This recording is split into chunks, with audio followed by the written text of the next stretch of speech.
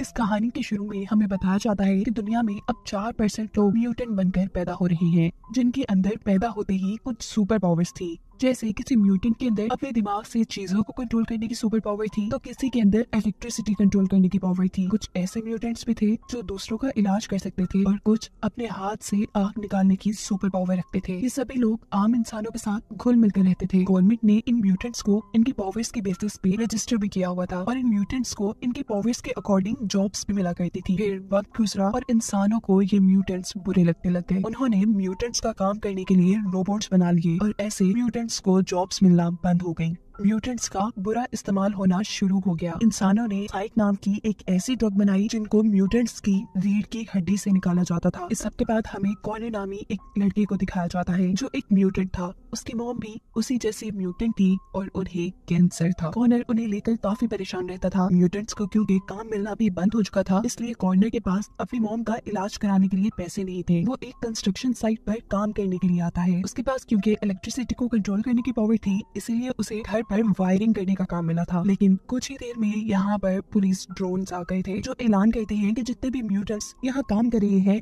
वो सभी बाहर आ जाएं। बिना खास सर्टिफिकेट के ये म्यूटेंट्स अब मजदूरी भी नहीं कर सकते थे और यहाँ काम करने वाले कई म्यूटेंट्स में से एक म्यूटेंट के पास वो खास सर्टिफिकेट नहीं था। इस म्यूटेंट को अरेस्ट कर लिया जाता है और अपने आप को बचाने के लिए ये म्यूटेंट अपनी फायर वाली सुपर पावर्स का इस्तेमाल करते हुए ऑफिसर्स पर हमला करके वहाँ से भागता है और इतने में ही आसमान में उड़ते हुए पुलिस ड्रोन्स के अंदर से 2 रोबोट्स नीचे आकर फायरिंग करके उस म्यूटेंट को मार देते हैं। सीन कट होकर दिखाया जाता है कि पुलिस ने एक घर पर रेड किया है जहाँ म्यूटेंट की रीढ़ की हड्डी से साइकी नाम की ड्रग्स निकालने का काम चल रहा था। जो आदमी ये काम कर रहा था वो अपने आप को बचाने के लिए एक ऑफिसर को मारता है, पर फिर भी वो पकड़ा जाता है और पुलिस को ड्रग माफियाज को पकड़ने के लिए मीडिया से खूब कवरेज मिलती है। इसके बाद हम देखते हैं कॉर्नर की मॉम एक स्टोर में काम करती थी, फिर अपनी तबीयत खराब के चलते उनसे यहाँ नुकसान हो जाता है और मैनेजर उन्हें डांटने लग जाते हैं। इसी टाइम पर कॉर्नर उनके पास आता है और उस आदमी को अपनी पावर्स के जरिए डरा देता है। उसकी मॉम ऑफिसर से माफी मांगते हुए अपने बेटे को वहाँ से लेकर बाहर निकल आती है और कार में कॉर्नर से कहती है कि तुम्हें अपने गुस्से पर कंट्रोल रखना चाहिए, हमारे पास कोई दूसरा ऑप्शन नहीं है सिवाय काम के, और मैं ये नहीं चाहती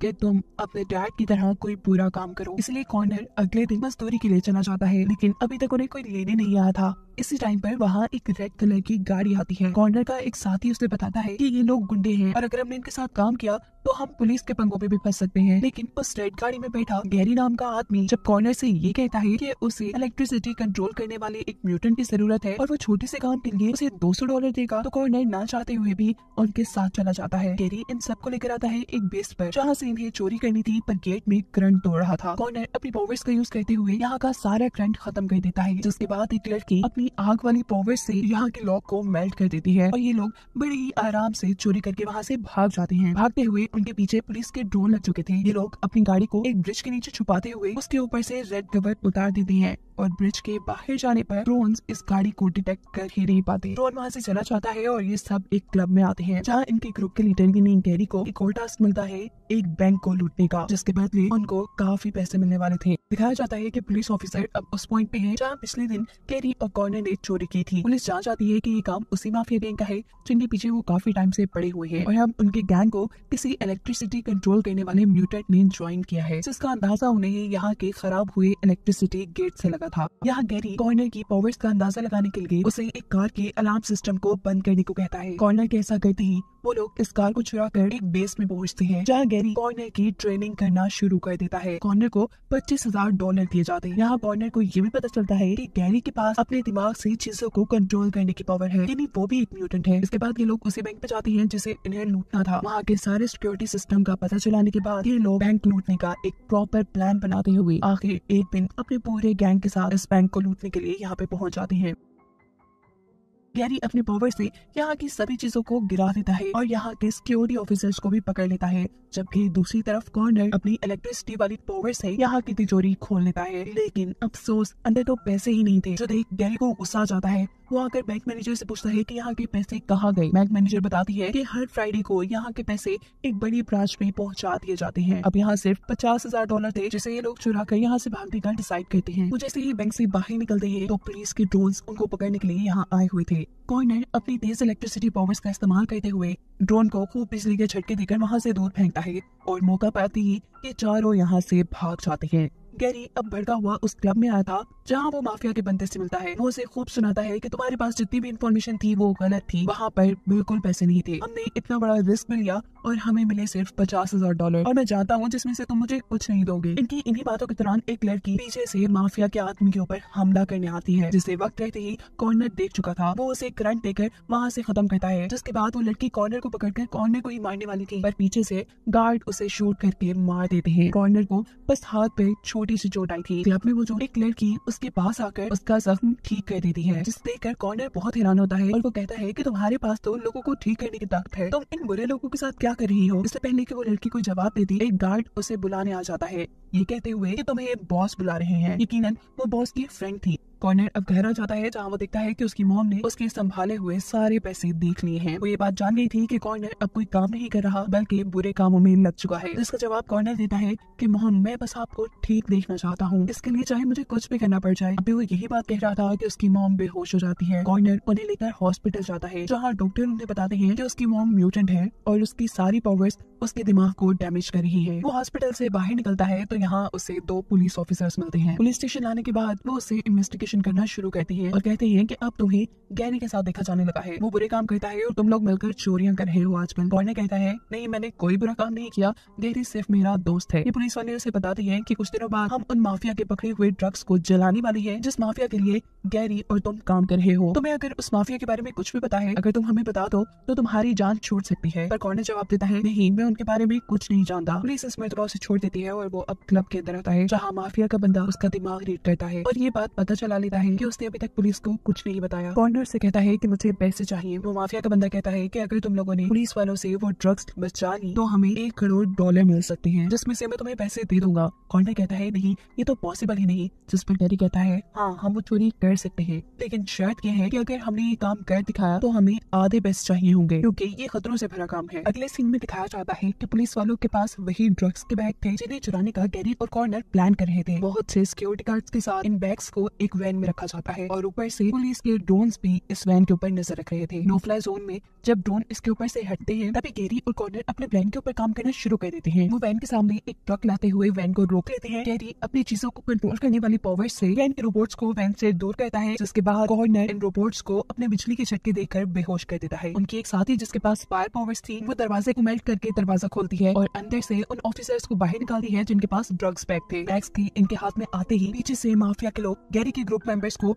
मारना शुरू कर देते हैं। गैरी को समझ नहीं आता कि उसके साथ क्या हो रहा था। इतने में ही ऊपर से रोबोट्स आकर माफिया के लोगों पर हमला शुरू कर देते हैं। गैरी अपने एक साथी को बचाने के लिए कॉर्नर के साथ वहाँ से एक कार चुराकर भाग जाता है। ये लोग पुलिस वालों को चकमा देकर भी दूर निकल चुके थे, पर अब काफी देर हो चुकी थी। उनका दूसरा साथी भी मर चुका था। असल में माफिया के उस आदमी ने इन लोगों को धोखा दिया था। वो सिर्फ ड्रग्स के बैग्स लेने के लिए इनका इस्तेमाल कर रहा था और इसी सारी वजह से कॉर्नर भी गुस्से में था। वहाँ पुलिस स्टेशन में पुलिस भी इस सारे वाकये की इन्वेस्टिगेशन कर रही थी। एक ऑफिसर के मुताबिक ये सारा काम माफिया ने करवाया था और उसे लग रहा था कि वहाँ जितने भी मर्डर हुए हैं वो सब कॉर्नर ने किए हैं। पर दूसरा ऑफिसर ये बात जानता था कि वो एक किलर नहीं है। कॉर्नर भी उस ऑफिसर को मैसेज देकर मिलने के लिए एक होटल में बुलाता है और वो ऑफिसर को सारी सच्चाई बता देता है कि माफिया के उस आदमी ने ही सभी गार्ड्स को मरवाया था, साथ ही मेरे ग्रुप के मेंबर्स भी मर गए हैं। और ये सुनकर ऑफिसर कहते हैं कि तुम्हें अपने आप को पुलिस के हवाले कर देना चाहिए। कॉर्नर इस सबके बाद बोलता है कि हाँ, तुम ठीक ही कह रही हो, मैं भी शायद अपने डैड की तरह क्रिमिनल बनता जा रहा हूँ और मुझे अब यही करना चाहिए। कॉर्नर ने अब उस माफिया के आदमी की सारी इन्फॉर्मेशन भी पुलिस को दे दी थी, जिसको हासिल करने के बाद वो फौरन ही उसके क्लब के ऊपर हमला कर देते हैं। वो आदमी अपनी ड्रग्स को बचाकर यहाँ से भागता है, जबकि यहाँ पुलिस ऑफिसर्स उसके काफी सारे साथियों को मार चुके थे। पीछे के जिस रास्ते से वो भाग रहे थे, गैरी वहाँ आकर अपने ही लीडर को गोली मार देता है। उसका राइट हैंड जब गैरी पर हमला करने की कोशिश करता है तो गैरी ने अपनी पावर से उसकी भी गन गिरा दी थी, पर ये आदमी भी एक म्यूटेंट होने की वजह से बहुत ताकतवर था। वो जब गैरी के कंट्रोल में नहीं आ रहा था तो पीछे से कॉर्नर आकर उसे अपनी इलेक्ट्रिसिटी की पावर से जख्मी कर देता है। पर इस आदमी को ज्यादा फर्क नहीं पड़ा था। वो अब गैरी और कॉर्नर दोनों को ही गिराकर एक ही वक्त में मारने वाला था और उस टाइम पर गैरी अपने चाकू को उसकी आंख में घुसा देता है। उसकी ताकत को कम करने के लिए यहाँ कॉर्नर दोबारा उसके ऊपर बिजली से हमला करता है, जिसके बाद आखिर उसकी मौत हो जाती है। जिसके बाद गैरी जाता है अपने बॉस के पास और अपनी पावर से उसका गला दबाते हुए उसे मार देता है और कहता है कि ये था सिर्फ मेरे साथियों को मारने का बदला। या माफिया के साथ में की जो दोस्त थी जिसके पास किसी को भी ठीक करने की ताकत थी, कॉर्नर उसे कहता है कि मेरे साथ चलो, मेरी मम्मी बाहर है और तुम उन्हें ठीक करना। ये लड़की कॉर्नर को अपना बाजू दिखाती है। बाजू पे वही जख्म था जो उसने कॉर्नर का ठीक किया था। इसका मतलब कि वो लड़की किसी को भी ठीक नहीं कर सकती थी, बस उसकी बीमारी खुद पड़ नहीं सकती थी। लेकिन कॉर्नर को इस चीज से फर्क नहीं पड़ता। वो उसे लेकर अपनी मॉम के पास हॉस्पिटल में आ जाता है। ये लड़की उसकी मॉम का कैंसर अपनी बॉडी में लेना शुरू कर देती है। इससे उसे बहुत दर्द हो रहा था। वो एक जोरदार चीख मारती है और यहाँ कॉर्नर का भी दिल पिघल जाता है। वो कहता है बस रहने दो, रुक जाओ और मुझे माफ कर दो, तुम चली जाओ यहाँ से। थोड़ी देर में कॉर्नर की मॉम को होश भी आ चुका था और कॉर्नर उनसे बैठा बातें कर रहा था, जबकि दूसरी तरफ अब गैरी ने अपने बॉस के मरने के बाद माफिया डॉन से हाथ मिला लिया था। यानी अब ये सारा ड्रग्स का बिजनेस खुद संभालने वाला था। सीन कट होता है और हमें कुछ महीनों बाद का सीन दिखाया जाता है जहाँ कॉर्नर की मॉम मर चुकी है। हमें पता चला है कि उसने सभी बुरे काम छोड़ दिए हैं क्योंकि वो ये सारे काम अपनी मॉम के इलाज के लिए कर रहा था। और सेकंड पार्ट में इसी कहानी के 5 साल बाद का वक्त दिखाया जाता है जहाँ कॉर्नर एक जेल से निकला है। पता चला है कि गैरी के बुरे कामों की वजह से कॉर्नर को जेल जाना पड़ा था, हालांकि वो सभी बुरे काम छोड़ चुका था। और इस टाइम जेल से बाहर निकलने पर गैरी उसे पिक करने आया था, जो उससे कहता है कि तुम मेरे लिए जेल गए, ये एहसान मैं हमेशा याद रखूंगा। इसके बदले तुम जैसा खाओगे मैं वैसा ही करूंगा। जिस पर कॉर्नर जवाब देता है कि तो फिर ठीक है, आइंदा मुझे अपनी शक्ल कभी मत दिखाना। ये सुनते ही गैरी गुस्से में वहाँ से जा चुका था। जिसके अगले सीन में हमें बताया जाता है कि जिस तरह पहले रोबोट सभी म्यूटेंट्स को पकड़कर मार दिया करते थे, इसी वजह से अब म्यूटेंट्स की सेफ्टी के लिए K9 रोबोट्स बनाए गए हैं। ये डॉग जैसे दिखने वाले रोबोट्स अपने दुश्मनों को मारते नहीं थे, बल्कि उनके पाँव पे हमला करके उन्हें गिरा देते थे। और अगर उनका दुश्मन हाथ ऊपर करके सरेंडर कर देता था तो वो उन्हें और कोई नुकसान नहीं पहुंचा पाते। इन रोबोटिक डॉग्स पर इलेक्ट्रिसिटी और आग का कोई असर नहीं था। ये सब यहाँ खड़ी एक मिया नामी बच्ची भी देख रही थी, जिसका भाई गैरी के लिए ही ड्रग सेल करता था। वो गैरी से मिलकर गैरी को अपनी सुपर पावर्स दिखाता है क्योंकि वो चाहता था कि वो ड्रग्स बेचने के अलावा और भी बुरे कामों में इन्वॉल्व हो। पर यहाँ गैरी की गार्ड उसे बुरी तरह उठाकर गिराती है, जो चीज उसे काफी गुस्सा दिला चुकी थी। खैर अगले सीन में दिखाया जाता है कि गैरी अपने कुछ लोगों को पैसों का एक बैग किसी ठिकाने पर पहुंचाने को कह रहा है। वो लोग पैसों का बैग लेकर एक कचरे के डब्बे में डाल देते हैं, जो चीज मिया का भाई देख चुका था। वो यहाँ से पैसे निकाल लेता है और इससे पहले कि वो इन्हें चुरा कर यहाँ से भाग पाता, पुलिस की एक कार यहाँ आकर रुकती है, जिसके अंदर वही ऑफिसर जो था जिसे पहले हम K9 रोबोट्स को इंट्रोड्यूस करवाते हुए देख चुके हैं। उसे जब पता चलता है कि यहाँ पैसे नहीं है तो वो अपने लोगों से कहता है कि मुझे इस चीज से फर्क नहीं पड़ता, मुझे बस अपना हिस्सा चाहिए और ये बात गैरी तक पहुँचा दो। इनकी बातों के दौरान एक पुलिस ऑफिसर यहाँ पर मिया के भाई को देख चुका था। अपने आप को बचाने के लिए वो लड़का यहाँ से भागता है और ऑफिसर जो उसके पीछे अपना K9 रोबोट छोड़ देता है। भागते भागते अभी लड़का गिर चुका था। वो हाथ उठाकर K9 के सामने सरेंडर कर देता है, लेकिन जो के कहने पर फिर भी K9 उसे एक खास ड्रग देकर मार चुका था। ये सब उसकी बहन मिया भी देख चुकी थी और इसीलिए K9 मिया पर भी हमला कर देता है। सीन कट होकर अब हमें कॉर्नर को दिखाया जाता है, जो एक कम्युनिटी सेंटर में सफाई का काम करता है। यहीं पर उसे एक पुराने पुलिस ऑफिसर मिलने के लिए आते हैं, जो उसे बताते हैं कि तुम तो गैरी की जगह जेल चले गए थे और तुम्हारे पीछे उसने शहर में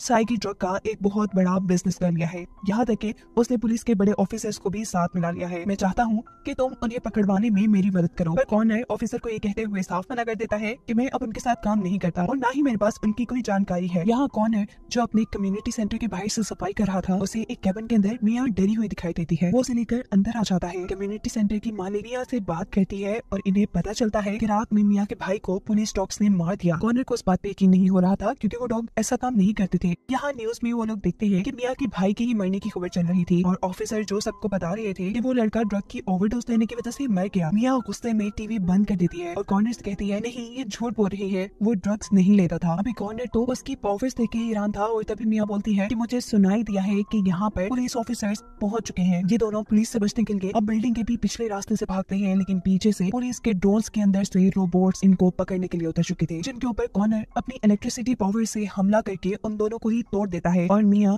ऊपर चलने वाले ड्रोन को अपनी पावर से बंद कर देती है। ये लोग भागकर एक रेस्टोरेंट में जाते हैं और यहाँ कॉर्नर गैरी को मिलने के लिए बुलाता है। गैरी उससे पूछता है कि क्या बात है, तुमने मुझे यहाँ क्यों बुलाया? जिस पर कॉर्नर जवाब देता है कि मुझे किसी को शहर से बाहर निकालना है, वो भी पुलिस की नजरों से बचाते हुए। गैरी कहता है मैं जान वही लड़की ना जो तुम्हारे पीछे बैठी है, जिसका भाई मेरे लिए ड्रग्स बेचने का काम करता था, उसने मेरे और मेरे पार्टनर्स के दरमियान में चोरी की और ऑफिसर्स के हाथों वो मारा गया। ये सब इस लड़की ने भी देख लिया है और ऑफिसर इस लड़की को ढूंढ रही है। इस लड़की की सुपर पावर्स भी कमाल की है। कॉर्नर हैरान था कि गैरी को ये सारी बातें कैसे पता है। गैरी कहता है वो सब तुम छोड़ दो, तुम इस लड़की को सेफ रखना चाहते हो और इसकी जिम्मेदारी मैं ले लूंगा, लेकिन इसके लिए इसके दिमाग से वो मेमोरी निकालनी पड़ेगी जिसमें इसके भाई को पुलिस ऑफिसर्स ने मारा था, नहीं तो पुलिस वाले वाले इसे पकड़कर मार देंगे। ये लोग इस बच्चे को लेकर अब एक ऐसी औरत के पास आती है जो मिया का हाथ पकड़कर उसके भाई की मेमोरीज को उसकी यादों से मिटाना शुरू कर देती है। कॉर्नर कहता है कि हमने तो सिर्फ एक याद मिटाने की बात की थी और तुम सारी बातें मिटाने चले हो। जिस पर वो औरत कहती है कि एक याद नहीं मिट सकती, सारी यादें मिटाना जरूरी है। कॉर्नर ऐसा नहीं चाहता था। वो ये सब बंद करने के लिए जैसे ही आगे बढ़ता है तो गैरी का एक आदमी अपनी आंख से उसके ऊपर हमला कर देता है, जिससे बचने के लिए कॉर्नर उसका हाथ जैसे ही ऊपर करता है तो ऊपर लगे हुए पानी के पाइप फट जाते हैं। ऐसे मिया की यादें मिटाने का सिलसिला रुक जाता है और दूसरी तरफ कॉर्नर बहुत ज्यादा गुस्से में आ चुका था। वो गैरी से इस बुरी चाल का बदला लेने के लिए यहाँ पानी के अंदर करंट छोड़ देता है। गैरी के साथ उसके सभी साथियों को बहुत बुरा करंट लगता है और अब वो मिया को लेकर अपनी बॉस के पास आ जाता है। मिया इस टाइम कॉर्नर से नाराज थी और उसकी बॉस मिया का गुस्सा ठंडा करने के लिए उसे कहती है, मैं जानती हूँ कॉर्नर को, वो एक अच्छा आदमी है, हाँ बस कभी कभार कुछ बुरे काम कर जाता है, लेकिन मैं जानती हूँ कि तुम उसे इसके लिए माफ कर दोगी। इसी टाइम इन लोगों के ऊपर पुलिस वाले नजर भी रख रहे थे। ऑफिसर जो इनकी लोकेशन गैरी को बता देते हैं, जो इनकी गाड़ी को एक पुल के नीचे रोक लेता है। वो यहाँ पर मिया को मारना चाहता था। कॉर्नर से कहता है कि तुम मेरे एहसान का बदला इस बच्चे को मार के ले रहे हो, इस बच्चे को मारने से पहले तुम्हें मुझे मारना पड़ेगा। गैरी उसे मारने के लिए गन तानता है, लेकिन अपने इतने पुराने दोस्त को वो मार नहीं पाता। देखते हैं कि ऑफिसर जो ने 2 रोबोट्स के जरिए इनके ऊपर नजर रखी हुई थी। जब वो ये देखता है कि गैरी अपने दोस्त कॉर्नर को नहीं मार पाया तो वो इन सबको मारने का हुक्म दे देता है। ये रोबोट्स वहाँ गोलियां चलाते हैं, जिससे गैरी के सभी साथी मारे जाते हैं और साथ ही कॉर्नर की बॉस भी जख्मी हो जाती है। ये लोग अगर कुछ ही देर यहाँ और रुकते तो मारे जाते। ये इकट्ठे यहाँ से निकलने का फैसला करते हैं। जिस दौरान कॉर्नर की बॉस मारी जाती है, मिया और कॉर्नर को लेकर गैरी अपने घर आता है। यहाँ मिया के कहने पर कॉर्नर गैरी का इलाज करता है, जिसके बाद कॉर्नर मिया से कहता है कि लाइफ में बड़े बड़े हादसे हो जाते हैं, लेकिन हमें ऐसे हार नहीं माननी चाहिए। वैसे भी मेरे पास एक और भी ऐसा बंदा है जो हमारी मदद कर सकता है। ये लोग अब उस पुलिस ऑफिसर के पास जाते हैं जिसने गैरी और ऑफिसर जो को पकड़ने के लिए पहले कॉर्नर से मदद मांगी थी। ऑफिसर अब कॉर्नर से कह रहे थे कि जो को पकड़ना इतना आसान नहीं है, उसके पीछे पॉलिटिशियंस और ड्रग माफिया है जो उसे इतनी आसानी से फंसने नहीं देगा। कॉर्नर से पूछता है कि आखिर कोई तो ऐसा रास्ता होगा जिससे हम उसे पकड़वा पाए। तब मिया कहती है, हाँ एक रास्ता है, उसके K9 डॉग हर चीज रिकॉर्ड करते हैं, हम उन रिकॉर्डिंग के जरिए उसके बुरे कामों को लोगों तक पिला सकते हैं। तब गैरी इन्हें बताता है कि जो के पास उसका एक पर्सनल K9 डॉग भी है और उसी ने ही मिया के भाई को मारा था। अगर उसकी सारी मेमोरी को किसी डिवाइस में ट्रांसफर कर दे तो उनका काम बन सकता है। ये लोग अब एक प्लान बनाते हुए जो के घर जाते हैं। वो जो के मिसेस से कहते हैं कि हम लोग इलेक्शन कमेटी से आए हैं जो आने वाले दिनों में पॉलिटिक्स में आना चाहता है, इसी सिलसिले में हमें जो से कुछ काम है। इतने में जो भी घर आ जाता है और इन लोगों को यहाँ देखकर वो कॉफी शॉप था, जो भी मजबूरन अपनी वाइफ के सामने उनके साथ अच्छा बिहेव कर रहा था। दिखाया जाता है कि मिया उसके बेस के लॉक को कंट्रोल करके उसके बेस में जा चुकी है। वो यहाँ जो कि K9 रोबोट को भी अपने कंट्रोल में करती है और उसके इस एक्शन का पता जो के ऑफिस में भी चल जाता है। जो लोग ये खबर देने के लिए जो के घर कॉल करते हैं, ये कॉल रिसीव करने के लिए जब जो की वाइफ उनके पास से उठकर जाती है तो यहाँ पर जो जल्दी से नीचे पड़ी हुई नाइफ से गैरी के ऊपर हमला कर देता है। पर गैरी उसे अपनी पावर्स से दूर करते हुए कहता है कि मैं पहले से ही जानता था कि तुम म्यूटेंट हो और आम इंसान बनने का नाटक करते हो, पर अफसोस कि जो म्यूटेंट्स अपनी पावर्स यूज नहीं करते उनकी पावर्स आहिस्ता आहिस्ता कम हो जाती हैं। इसीलिए उनका चाकू नीचे गिर जाता है और वो लोग यहाँ से चले जाते हैं। जो अपने ऑफिस के कॉल के बाद जैसे ही नीचे अपनी बेस में जाता है तो उसे वहाँ उसका डॉग नहीं मिलता। उसका डॉग तो ये लोग चुरा कर ला चुके थे। जहाँ मिया अब अपनी पावर्स के जरिए उसके डॉग की मेमोरीज में से अपने भाई की मरने की फुटेज के साथ साथ जो के और भी बुरे कामों की फुटेजेस देख लेती है। ये लोग इस डॉग को लेकर अब गैरी की बेस में आ चुके थे। जहाँ जाते ही गैरी के आदमी कॉर्नर और मिया को पकड़ लेते हैं। ये सब गैरी की चाल थी। वो सिर्फ मिया और कॉर्नर का इस्तेमाल करके उस डॉग को हासिल करना चाहता था, जिसमें ऑफिसर जो के खिलाफ सबूत थे। ऑफिसर जो उससे उसके ड्रग्स बिजनेस का आधा प्रॉफिट ले लिया करते थे, पर अब उसके पास जो के खिलाफ सबूत थे जिसका इस्तेमाल करते हुए वो जो को ब्लैकमेल कर सकता था। पीछे जो भी अपनी पूरी फोर्स के साथ आ चुका था, जिसके पास गैरी उसके K9 रोबोट की सर को छोड़कर पूरी बॉडी लेकर जाता है और कहता है कि पकड़ो अपना रोबोट, इसका सर अब मेरे पास है जिसमें तुम्हारे खिलाफ सबूत है और अब तुम मुझे ब्लैकमेल नहीं कर सकते। ये सुनते ही जो चाकू से उसके ऊपर हमला कर देता है। कॉर्नर गैरी के बंदों से कहता है कि जल्दी से वो सर मेरे हवाले कर दो, अगर वो लोग यहाँ आ गए तो तुम लोग कुछ भी नहीं कर पाओगे। ये सुनते ही गैरी के लोग उन्हें K9 रोबोट का सर दे देते हैं, पर फोर्स अब यहाँ तक आ चुकी थी। कॉर्नर अपने इलेक्ट्रिसिटी की पावर से इन लोगों के ऊपर हमला करता है, जिस हमले से इनको कुछ भी नहीं होता। तभी ऑफिसर्स यहाँ गैरी के लोगों को मारना शुरू कर देते हैं और कॉर्नर वक्त रहते ही मिया को लेकर यहाँ से भागने लगता है। लेकिन अब ऑफिसर्स इनके पीछे अपना K9 रोबोट छोड़ देते हैं। जो K9 रोबोट अब कॉर्नर पर हमला कर चुका था, कॉर्नर उसे अपनी इलेक्ट्रिसिटी की पावर से मारने की कोशिश करता है, जिससे इस रोबोट को कुछ भी नहीं होता। ये डॉग अब कॉर्नर को ड्रग की ओवरडोज देकर मारने वाला था कि तभी मिया उस डॉग को अपने कंट्रोल में कर लेती है। इतने में ही पीछे से पुलिस ऑफिसर एक नए K9 K9 डॉग के साथ आ जाता है, जिसके ऊपर मिया अपने कंट्रोल किए हुए K9 डॉग से हमला करवाती है। वो पुलिस ऑफिसर इस दौरान लगातार इनके ऊपर गोलियां चला रहा था। मिया अपने कंट्रोल किए डॉग से उस ऑफिसर को भी मारने का कह देती है, जो डॉग चंद ही मिनट में ड्रग की सारी डोज देकर उसे मार देता है। पर दिखाया जाता है कि उस ऑफिसर की एक गोली मिया को भी लग चुकी थी। मिया को बचाने के लिए कॉर्नर जल्दी से उसे उठाते हुए बिल्डिंग से नीचे आ जाता है। इस वक्त पर एक और K9 डॉग उनके ऊपर हमला करने वाला था, लेकिन तभी यहाँ पर जख्मी गैरी अपनी पावर्स से उस रोबोट को रोक लेता है। कॉर्नर यहाँ इशारा करके एक न्यूज रिपोर्टर को बुलाता है और उसके कैमरा में मिया के पावर्स का यूज करते हुए जो के डॉग की सभी मेमोरीज डाल देता है। अब पूरा शहर जो के पूरे कारनामे देख रहा था। जहां वो पहले कहा करता था कि उसके K9 रोबोट किसी को नुकसान नहीं पहुंचाते, लेकिन इन्हीं K9 रोबोट्स ने बहुत से लोगों की जान ली हुई थी, जो ने बहुत से लोगों को मरवाया था और भी बहुत से बुरे काम किए थे। जो सारी चीजें उसकी वाइफ ने भी अब देख ली थी। जो अभी सब कुछ देखकर कॉर्नर को शूट करने वाला था, लेकिन यहाँ पर भी गैरी अपनी पावर्स से उसके हाथ को कंट्रोल कर लेता है और वो पुलिस ऑफिसर जो कॉर्नर की मदद कर रहा था वो यहाँ आकर जो को अब अरेस्ट कर चुका था। जिसके बाद सीन यहीं से कट होकर कुछ माह बाद का सीन दिखाया जाता है, जहाँ कॉर्नर अब दोबारा से कम्युनिटी सेंटर में सफाई का काम करने लगा है। अब यहाँ पर काफी बच्चे भी आते हैं और यही हमें मिया भी देखने को मिलती है। दूसरी तरफ जो कभी उसके बुरे कामों की सजा मिल चुकी थी और ये खबर न्यूज पर गैरी जेल में देख रहा था, जो सुन वो काफी खुश था और यही दिखाते हुए ये कहानी यहाँ खत्म हो जाती है।